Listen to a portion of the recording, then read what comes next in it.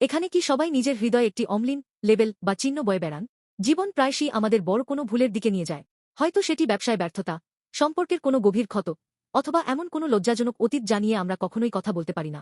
সেই মুহূর্তগুলোতে পৃথিবী, এমনকি আমাদের নিজেদের বিবেকও, অনবরত ফিসফিস করে বলে, তুমি একজন ব্যর্থ মানুষ। মানুষ জানলে কি ভাবত? তুমি সেই আগের মানুষই আছো, তুমি কখনোই বদলাবে না। এই অভিযোগগুলো ট্যাটুর মতো আমাদের আত্মায় গেঁথে যায়, এবং যখনই আমরা নতুন করে শুরু করার চেষ্টা করি, তখনই আমাদের নিচের দিকে টেনে ধরে।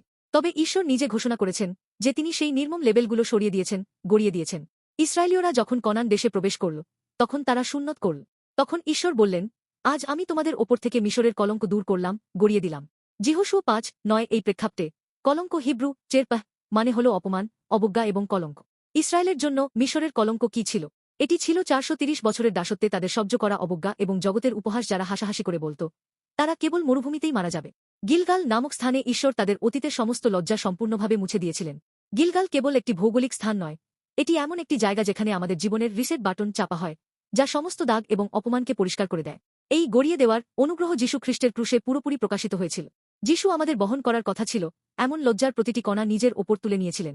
তার গায়ে থুতু দেওয়া হয়েছিল, তাকে উপহাস ও অপমান করা হয়েছিল। এমনকি পিতা ঈশ্বরও তাকে পুরোপুরি পরিত্যাগ করেছিলেন।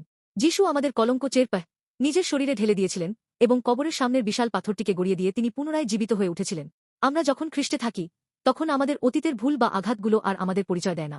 পবিত্র শাস্ত্রে যেমন বলা হয়েছে, অতএব যদি কেউ খ্রিস্টে থাকে, তবে সে নতুন সৃষ্টি, পুরাতন বিষয়গুলি চলে গেছে, দেখ সবই নতুন হয়েছে। 2 করিন্থীয় 5:17। ক্রুশ হল আমাদের জীবনের চিরন্তন রিসেট বাটন। আমাদের লজ্জা গিলগালের ঈশ্বর ইতিমধ্যেই সরিয়ে দিয়েছেন। যীশু ক্রুশে যে রক্ত ঝরিয়েছেন তা আমাদের সমস্ত লজ্জাজনক অতীতকে ঢেকে দিয়েছে। ঈশ্বর যখন আমাদের দিকে তাকান, তিনি কোনো পাপী বা ব্যর্থ মানুষকে দেখেন না। তিনি দেখেন একজন প্রিয় সন্তান এবং পবিত্র ও নিখুঁত মানুষকে। এখন লজ্জার জীর্ণ পোশাক ছুঁড়ে ফেলার এবং ঈশ্বরের দেওয়া নতুন পোশাক পরার সময়। আত্মবিশ্বাসের সাথে এগিয়ে যান। আপনার আজ হল একটি একেবারে নতুন শুরু, যা আপনার গতকাল থেকে সম্পূর্ণ মুক্ত।